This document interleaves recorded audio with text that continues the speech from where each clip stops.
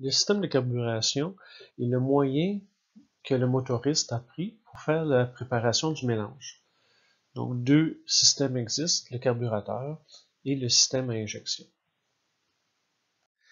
Ici, nous avons l'utilisation des deux termes dosage et mélange.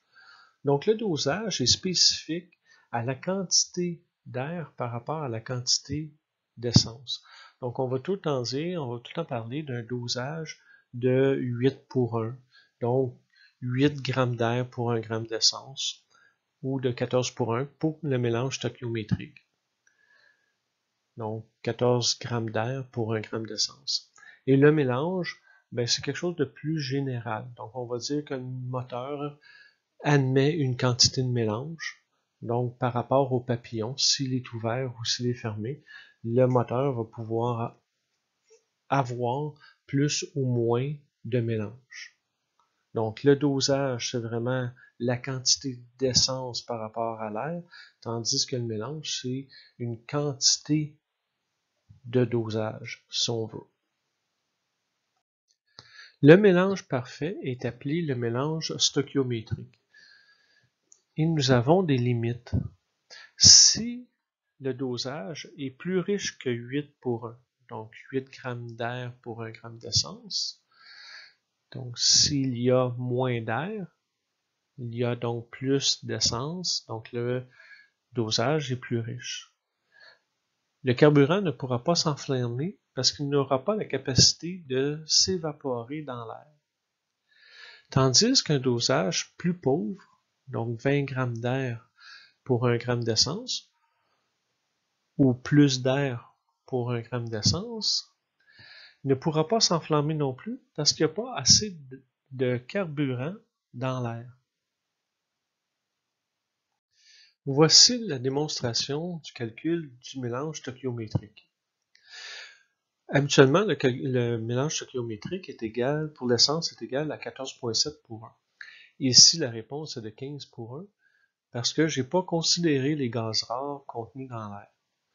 Donc, dans l'air, nous avons, pour les besoins de nos calculs et de la clarification de notre équation, nous avons 21% d'oxygène et 79% d'hydrogène, d'azote.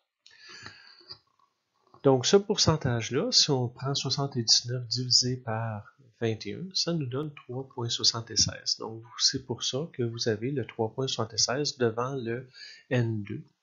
Donc, le O2 plus 3,76 N2, c'est l'air. Habituellement, nous ne devons pas laisser des virgules ou des moitiés de molécules. Ici, par contre, on a un ratio, on va prendre la quantité d'air par rapport à la quantité d'essence. Donc, on pourrait, oui, bien sûr, enlever nos virgules en multipliant par un facteur, autant l'essence que l'air, mais vu qu'on va le diviser par la suite, c'est un calcul qui est non nécessaire. Petit rappel, le 2 après le 0, ou après le O, c'est-à-dire, c'est le nombre d'atomes dans la molécule d'oxygène. Et le 12,5 représente le nombre de molécules. Donc, dans notre équation, pour l'air, vous voyez le O2, c'est notre oxygène. Donc, l'oxygène a 2 atomes et nous avons besoin de 12,5 molécules. Un atome d'oxygène est de 16 grammes. Donc, si on fait 2 fois 12,5 fois 16, nous donne 400 grammes. L'azote, lui, nous avons 2 atomes d'azote par molécule, 12,5 molécules fois 3,76 molécules. La masse de l'azote est de 14 grammes, ce qui nous fait un total de masse pour l'azote de 1316. En additionnant 1316 à 400 grammes, nous obtenons 1726 grammes d'air, que l'on divise par le nombre de grammes d'essence. Donc, le carbone, nous avons 8 atomes de carbone, une molécule seulement, et la masse du carbone est de 12 grammes, ce qui nous fait 96 grammes. L'hydrogène, nous en avons 18 atomes.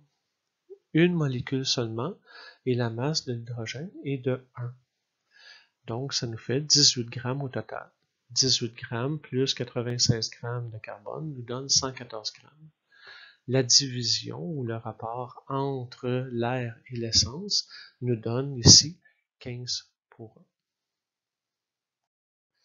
Plus tard dans votre cursus, vous allez avoir un cours de thermodynamique où vous allez avoir la possibilité de vérifier sur un moteur réel le rendement volumétrique. Le rendement volumétrique, c'est la capacité de remplissage des cylindres de mélange. Donc, si j'ai un moteur 2 litres, est-ce que j'ai vraiment 2 litres de mélange qui rentrent dans mon moteur à chaque 2 révolutions? La réalité, c'est que nos moteurs ont un rendement volumétrique de peu près 60% à haut régime. Donc, il faut absolument que le mélange soit plus riche que le mélange stoichiométrique pour avoir, dans le fond, en réalité, à haut régime, un mélange parfait. Un mélange parfait peut créer beaucoup de problèmes au moteur, comme un mélange pauvre. Donc, le mélange parfait peut risquer de caler le moteur, c'est-à-dire qu'il y a de l'essence non évaporée qui pourrait aller empêcher l'étincelle de se faire entre les deux électrodes. Il pourrait y avoir une combustion incomplète, donc du carburant qui se trouve dans l'échappement. Un mélange riche crée beaucoup de carbone et une consommation excessive. Le mélange pauvre, lui, prend plus de temps à brûler. Les atomes de carbone sont plus loin les uns des autres, donc le front de flamme est plus long. La chaleur reste plus longtemps dans la chambre à combustion, donc le moteur surchauffe. Et ce mélange pauvre peut causer un calage du moteur. Pourquoi? Parce qu'il n'y a pas assez d'évaporation, il n'y a pas assez d'essence proche de la bougie qui peut s'enflammer. Ici, nous avons un graphique qui démontre la quantité de puissance dégagée par un mélange stoichiométrique par rapport à un mélange riche ou par rapport à un mélange pauvre. Nous pouvons voir que le mélange stoichiométrique développe vraiment beaucoup plus d'énergie qu'un mélange riche ou un mélange pauvre. Il est intéressant d'étudier le dosage du mélange pour chacun des régimes suivants. Le ralenti. Normalement, la prochaine étape après le ralenti, c'est l'accélération. Si nous avons un mélange riche, l'accélération va être meilleure. Pourquoi? Parce que le papillon du carburateur va ouvrir, ce qui va permettre à la succion créée dans le piston, dans le cylindre, de faire admettre le mélange air-essence. Mais parce que l'air a une densité moins grande que celle de l'essence, il sera plus facile pour cette succion de faire entrer de l'air lors de l'accélération. Donc le mélange va s'appauvrir. Avec la courbe de la page précédente, on peut voir que si le mélange s'appauvrit à partir d'un mélange riche, ben notre puissance augmente. Et c'est exactement ce qu'on veut faire au ralenti, d'augmenter notre puissance lors de l'accélération. En vol de croisière, par contre, on veut vraiment l'économie de carburant. Et en plus, le moteur est bien refroidi par l'air ambiant. Donc, on peut négliger un petit peu le refroidissement du moteur causé par l'évaporation de l'essence pour en profiter et économiser de l'essence. Donc, on va mettre le moteur à un mélange plus pauvre.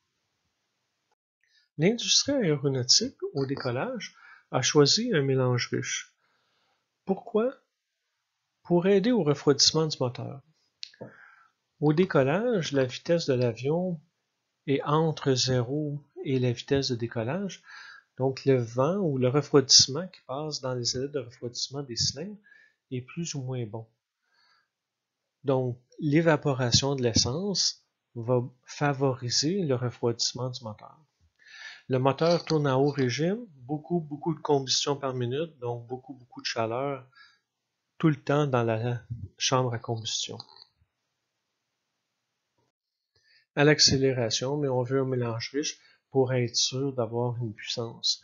Imaginez si on avait un mélange pauvre, il pourrait survenir que le mélange s'appauvrit à cause de l'ouverture du papillon Et là, on aurait la catastrophe, le moteur qui éteint. Pour créer un bon dosage, il est nécessaire de connaître la quantité d'air qui entre dans le moteur.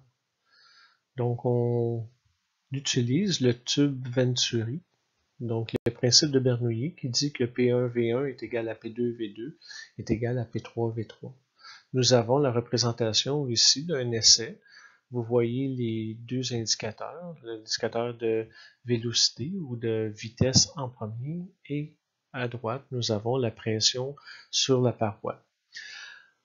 Donc, on voit la variation de la vitesse et la variation de pression tout le long du tube, et on voit que dans le rétrécissement, nous avons une diminution de pression et une augmentation de la vitesse.